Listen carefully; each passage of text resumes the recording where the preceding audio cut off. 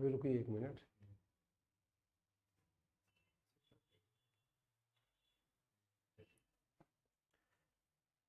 नमस्कार, मैं नागेंद्र द्विवेदी।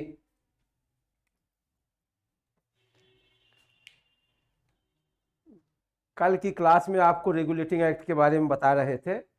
जो लोग कल की क्लास देखे होंगे उनको आगे बढ़ने में ज़्यादा प्रॉब्लम नहीं होगी। जो नहीं देखे होंगे वो भी अगर प्रारंभ से क्लास करेंगे तो उनको समस्या नहीं होगी।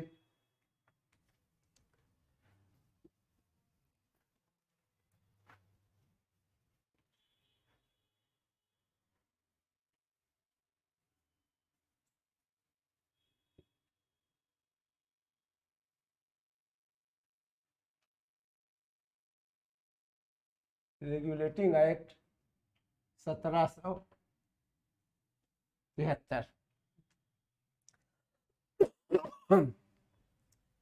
कल आपको ईस्ट इंडिया कंपनी के बारे में हम बता रहे थे। ईस्ट इंडिया कंपनी जो एक व्यापारिक कंपनी थी, उसके घाटे में जाने का क्या कारण था। जो यहां व्यापार करने आई वो घाटे में क्यों गई, उसके घाटे में जाने के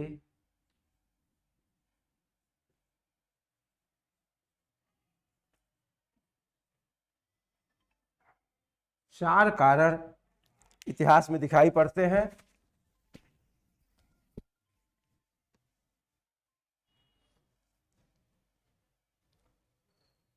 घाटे में जाने के चार कारण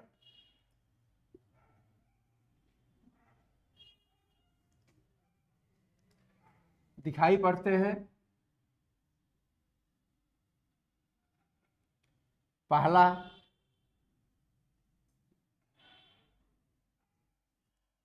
बंगाल का अकाल।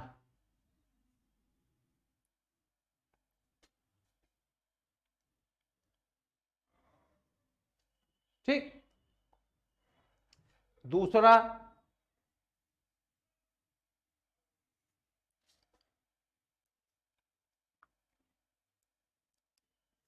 आंग्ल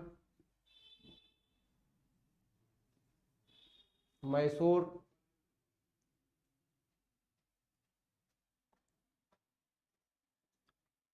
युद्ध। ये भी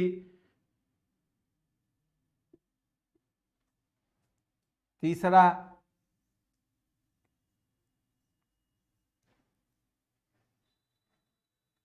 भ्रष्टाचार। चौथा, फ्री ट्रेड या चाय के व्यापार में घाटा। आप देख लीजिए, जो फैक्ट हम लिख रहे हैं इनको आप नोट कर सकते हैं। अगर नोट नहीं कर रहे हैं तो आपको पीडीएफ उपलब्ध करा दिया जाएगा। बाद में किसी लेक्चर में आपको डिस्क्रिप्शन बॉक्स में आपको पीडीएफ मिल जाएगा। अभी आप केवल ध्यान से इसको सुनते चले और दिमाग में बैठाते चले कि चार कारण थे जिससे कंपनी घाटे में गई। वही कंपनी जो 40,000 पाउंड का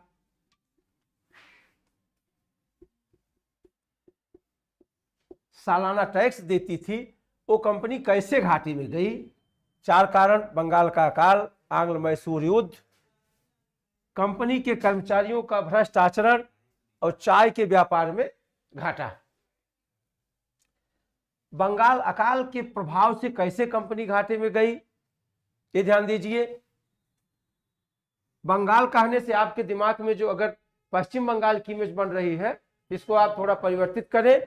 बंगाल उस समय का बिहार, बंगाल, उड़ीसा, पूरा वो क्षेत्र बंगाल के नाम से जाना जाता था। बंगाल राजस्व का एक बड़ा स्रोत था कंपनी के लिए। जब वहां अकाल पड़ गया, वहां लोग भूख से मरने लगे, तो कंपनी को जो रेवेन्यू मिलता था, राजस्व मिलता था, उसमें अपने आप घाटा हो गया। लोग मरने लगे तो राजस्व कहां से देंगे। आंग्ल मैसूर युद्ध का परिणाम, हैदर अली अंग्रेजी सेना को थका दिया। परिणाम यह रहा काफी लंबे समय तक अंग्रेजी सेना उलझी रही, जिससे इसको बहुत आर्थिक हानि हुई, लेकिन कोई निष्कर्ष नहीं निकला। तीसरा, कंपनी के कर्मचारियों का भ्रष्ट आचरण। सेम वही स्थिति, कंपनी के कर्मचारी कंपनी से तनख्वाह लेते थे, कंपनी के लिए कार्य करने के नाम पर ब्रिटेन से आते थे, यहां आने के बाद निजी व्यापार में उलझ जाते थे। वर्तमान संदर्भों से अगर आप तुलना करते चलेंगे, चीजें आपके मन मस्तिष्क में अच्छे से बैठ जाएंगी। जैसे आज स्थितियां हैं, सरकारी सेवा से संबद्ध लोग प्राइवेट व्यापार, बिजनेस व्यापार से अपनी आय बढ़ाने का प्रयास करते रहते हैं, बीच बीच में सरकारी कदम उठाती रहती हैं। चाय के व्यापार में घाटा, आप समझे, चाय का मुख्य व्यापार ईस्ट इंडिया कंपनी अमेरिका से करती थी, अमेरिका से करती थी।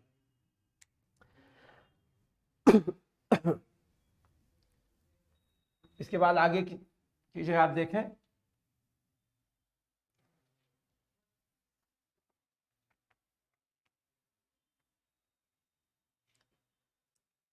अब इस चाय के व्यापार पर कैसे घाटा लगा? डच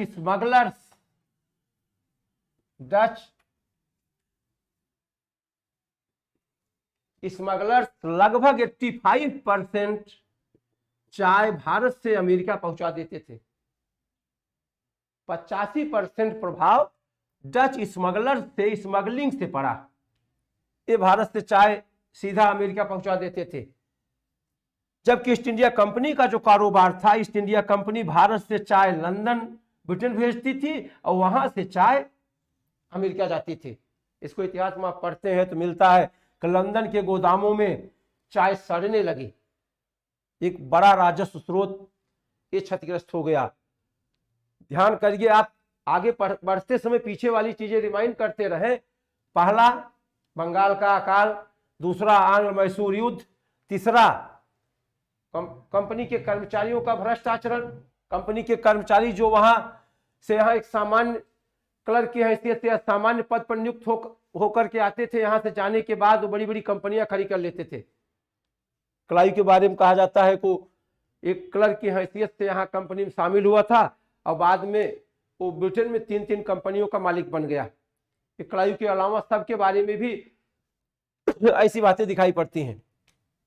इसके अलावा चाय के व्यापार में घाटा, ये 4 कारण ऐसे थे जिससे कंपनी घाटे में गई। आप ध्यान रखिए, कंपनी घाटे में जाने के बाद इस घाटे से उबरने के लिए कंपनी ने ब्रिटिश सरकार से कर्ज की मांग करती है। 10 लाख पाउंड कर्ज की मांग करती है। अब इसे आप कहें कि अवसर मिल गया ब्रिटिश सरकार को, थोड़ा सा एक एस्पेक्ट से भी दिखाई पड़ता है कि वो दौर था जब अमेरिका ब्रिटेन के कब्जे से बाहर जा रहा था। वहां स्वतंत्रता संग्राम अपने चरम पर था। ब्रिटेन को लग रहा था कि बहुत लंबे समय तक अमेरिका अपने कब्जे में नहीं रहेगा। 1776 में अमेरिका स्वतंत्र हो जाता है। ब्रिटिश सरकार को कहीं न कहीं से ये बात लग रही थी कि भारत पर कब्जा बनाए रखा जाए, और कब्जा बनाए रखने के जो आधार थे उस पर ब्रिटिश सरकार कार्य करना चाह रही थी।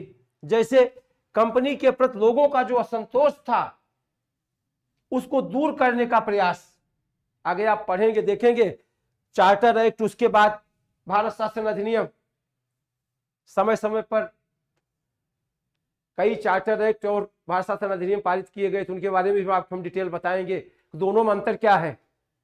चार्टर एक्ट क्या था, भारत शासन अधिनियम, भारत परिषद अधिनियम जो बनाए गए, दोनों में अंतर यही था। चार्टर एक्ट कंपनी को रेगुलराइज करने के लिए, कंपनी को रेगुलेट करने के लिए, नियमित करने के लिए कंपनी के लिए जो कानून बनाए गए वो चार्टर एक्ट थे, और भारत पर शासन करने के लिए जो कानून बनाए गए वो भारत शासन अधिनियम के तहत। आगे हम आपको डिटेल बताएंगे। ये ध्यान दें, 4 कारणों से कंपनी घाटे में, घाटे में से उबरने के लिए कंपनी ने ब्रिटिश सरकार से 10 लाख पाउंड कर्ज की मांग की। आप समझे, जो कारण होता है वही निवारण उसी का किया जाना चाहिए। ब्रिटिश सरकार ने ब्रिटिश सरकार ने ईस्ट इंडिया कंपनी के ईस्ट इंडिया कंपनी के कार्यों को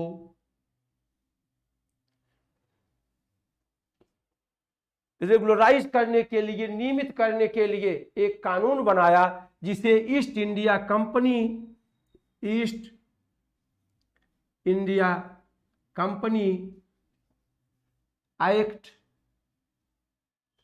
1772 नाम दिया गया।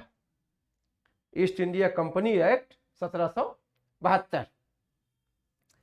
इसी एक्ट को आप ध्यान दें, क्वेश्चन बन सकता है, पूछा जा सकता है, रेगुलेटिंग एक्ट का पूर्व में नाम क्या था? पहले इसका नाम ईस्ट इंडिया कंपनी एक्ट 1772 था। अगले साल इसको east India company regulating act 1773 कर दिया गया। एक एक्ट पारित किया, उसमें जो समस्याएं थी उन समस्याओं का क्रमशः समाधान प्रस्तुत किया गया। बाद में इसका नाम परिवर्तित कर दिया गया। इसको आप ध्यान समझ लीजिए। बताते समय आपको हमने कल की क्लास में बताया था, कभी ये बेसिक क्लास है, धीरे धीरे आगे आप बढ़ते रहेंगे तो क्लास एडवांस क्लास हो जाएगी। अभी आप किसी परीक्षा की तैयारी कर रहे हो, सामान्य जानकारी आपको इस विषय से संबद्ध दे दी जाएगी। अगर आप ऐसी परीक्षा की तैयारी कर रहे हैं जिसमें आपको कुछ लिखना है, उसके लिए अलग से हम आपको लेक्चर प्रोवाइड करेंगे। ध्यान दें, रेगुलेटिंग एक्ट में क्या क्या प्रावधान किए गए। पहला,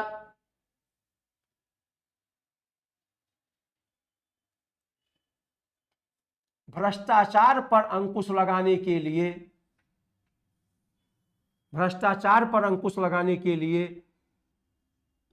कंपनी के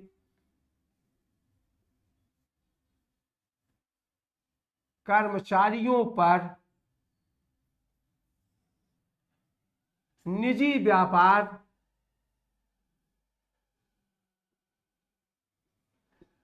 पर प्रतिबंध लगा दिया गया। ये व्यवस्था कर दी गई कब कंपनी के कर्मचारी निजी व्यापार नहीं करेंगे। सरकारी चिकित्सक हैं, केवल सरकारी हॉस्पिटल में ही रोगी देखेंगे, ऐसा नहीं। सरकारी हॉस्पिटल के अलावा वो अपनी हॉस्पिटल डाल करके वहां भी पेशेंट देखें। कंपनी के कर्मचारियों पर प्रतिबंध लगा दिया गया कि आप निजी व्यापार नहीं करेंगे। इसके अलावा कंपनी के कर्मचारियों को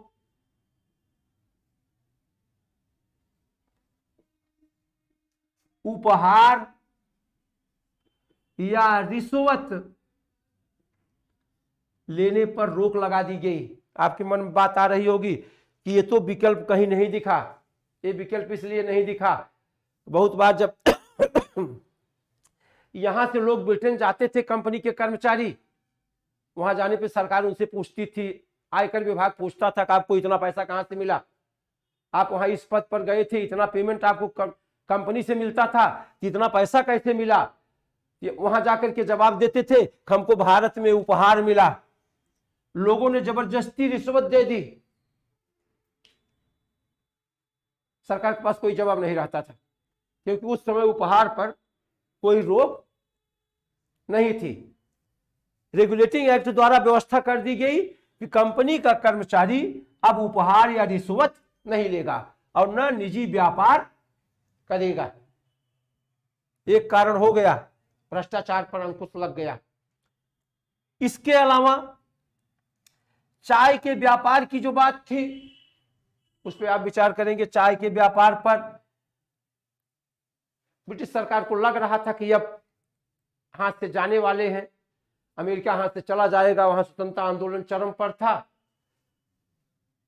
कंपनी की गतिविधियों को नियंत्रित करने के लिए, कार्यों को नियंत्रित करने के लिए एक व्यवस्था बना दी गई कि अब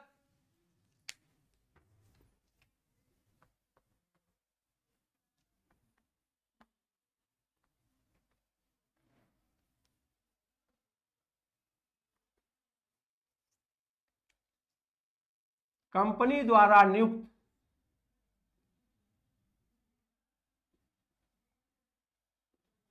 गवर्नर जो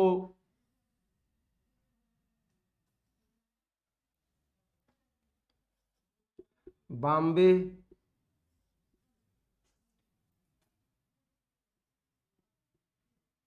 मद्रास और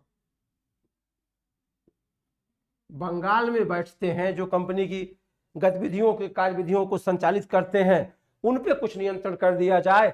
इसके लिए इन दोनों गवर्नर्स को, जो मद्रास के गवर्नर थे और बॉम्बे के गवर्नर थे, उनको बंगाल के गवर्नर के अधीन कर दिया गया और इसका नाम बदल करके गवर्नर को गवर्नर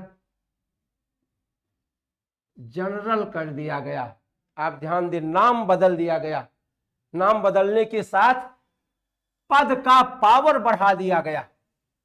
गवर्नर जनरल के अधीन ये दोनों गवर्नर, यानी ये अपने मन से कुछ नहीं कर सकते थे, न किसी युद्ध में भाग ले सकते थे, न किसी के साथ संधि कर सकते थे, यानी अपने मन से कोई भी गतिविधि करने के लिए स्वतंत्र अब नहीं थे।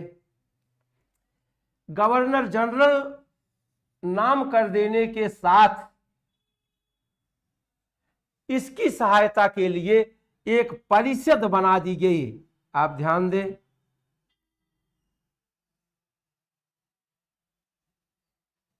एक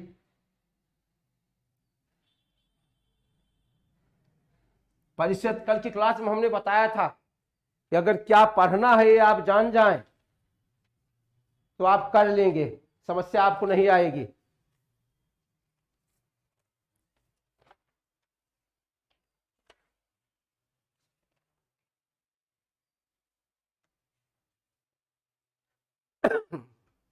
उसके लिए आगे हम क्रम से आपको डिटेल बताते रहेंगे।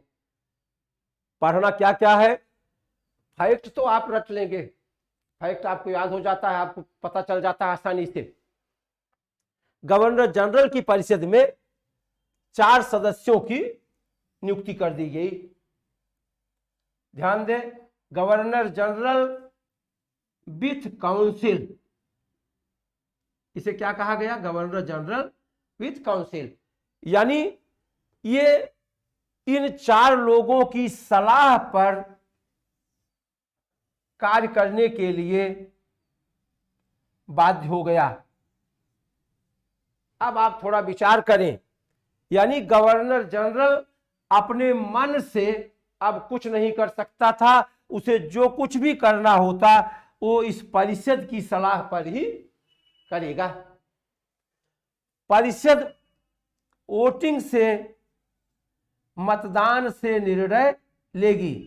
अगर टाई हो रहा है, दो लोग दोनों तरफ हो जा रहे हैं, तब इसको मत देने का अधिकार है, अन्यथा इसे मत देने का अधिकार नहीं है। अब इस विषय पर गंभीरता से विचार करें कि इस पद को शक्तिशाली बना दिया गया। गवर्नर जनरल पोस्ट पावरफुल हो गई, 2 गवर्नर उसके अधीन हो गए। लेकिन इस व्यक्ति को governor general as a person आप विचार करें, इस व्यक्ति का पावर कम हो गया, पद तो शक्तिशाली हो गया।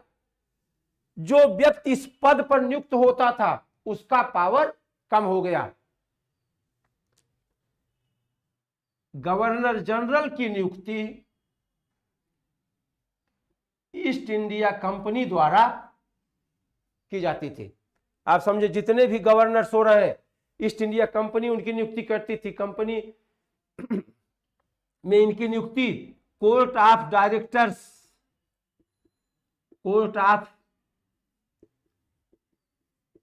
डायरेक्टर्स करते थे, जिनकी संख्या बाद में 24 है, ये लास्ट तक बनी रहती है।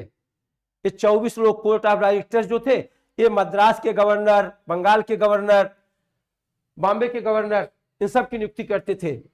जब रेगुलेटिंग एक्ट आया 1773 में, ब्रिटिश सरकार ने जो कानून बनाया उसके तहत प्रावधान कर दिया कि अब बंगाल का गवर्नर जनरल कहा जाएगा और उसकी सहायता के लिए एक परिषद होगी, अन्य दोनों गवर्नर इसके अधीन कार्य करेंगे। यानी ये और ये इसके अधीन कार्य करेंगे। इनकी नियुक्ति कोर्ट ऑफ डायरेक्टर्स द्वारा होती थी और परिषद के सदस्यों की नियुक्ति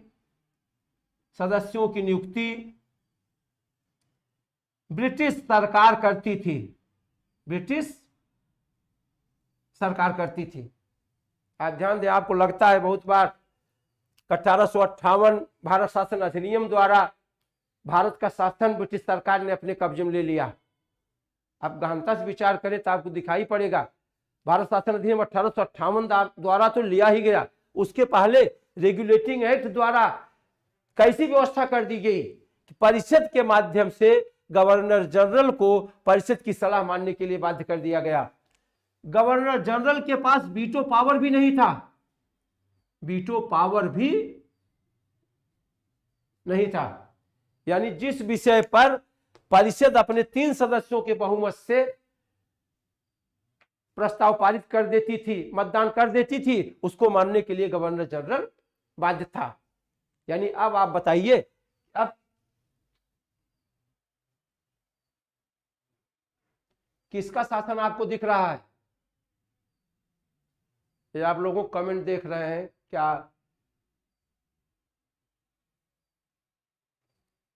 ठीक,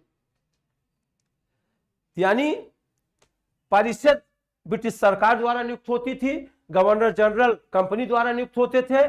गवर्नर जनरल परिषद की सलाह पर ही कार्य करने के लिए बाध्य हो गए, अर्थात भारत पर शासन जो हुआ वो ब्रिटिश सरकार का किसी न किसी रूप में स्थापित हो गया। क्वेश्चन पूछा जाता है कि भारत में केंद्रीय शासन की शुरुआत कब से मानी जाती है? आप रेगुलेटिंग एक्ट लिखते हैं। क्यों?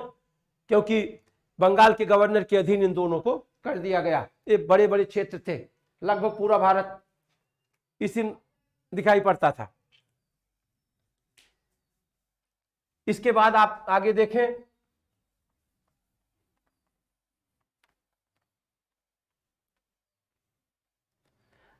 अभी आपको क्रमशः तथ्यगत सूचनाएं, फैक्चुअल इंफॉर्मेशन समझेंगे, कौन कौन परिषद के सदस्य नियुक्त किए गए।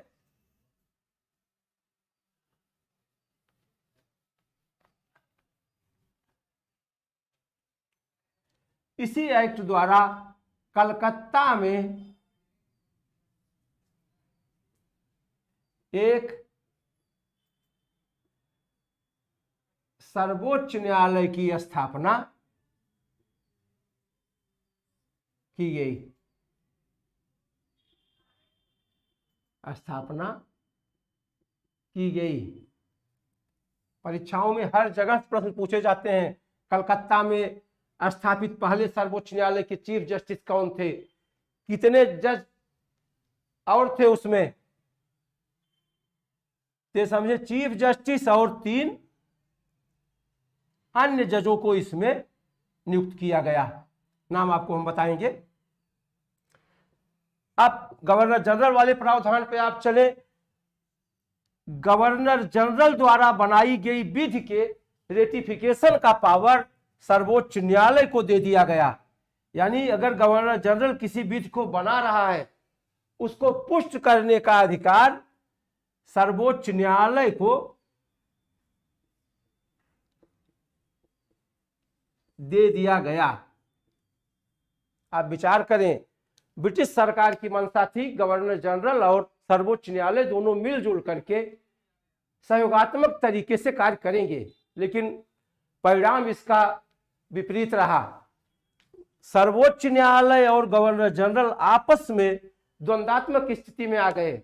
ढेर सारे मामलों पर गवर्नर जनरल की राय दूसरी रहती थी, सर्वोच्च न्यायालय उसके विरुद्ध राय रखता था। 3 प्रावधान आप देख लिए। पहला, कलकत्ता में सर्वोच्च न्यायालय की स्थापना। दूसरा,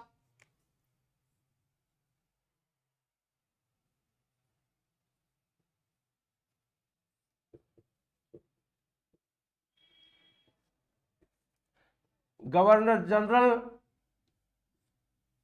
पद का सृजन। और तीसरा, कंपनी के कर्मचारियों द्वारा किए जा रहे भ्रष्टाचार पर अंकुश। रेगुलेटिंग एक्ट द्वारा ये 3 प्रावधान कर दिए गए।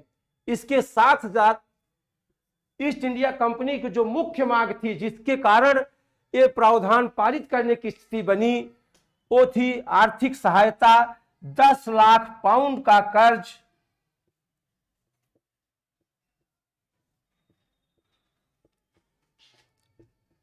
ब्रिटिश सरकार द्वारा ईस्ट इंडिया कंपनी को 4% ब्याज पर दिया गया। कई बार परीक्षाओं में पूछा गया है कि रेगुलेटिंग एक्ट कितने भागों में पारित किया गया, तो 2 भाग थे। एक भाग में ईस्ट इंडिया कंपनी को 10 लाख पाउंड का कर्ज दिया गया, दूसरे भाग में सर्वोच्च न्यायालय की स्थापना, गवर्नर जनरल पद का सृजन और भ्रष्टाचार पर अंकुश के प्रावधान किए गए।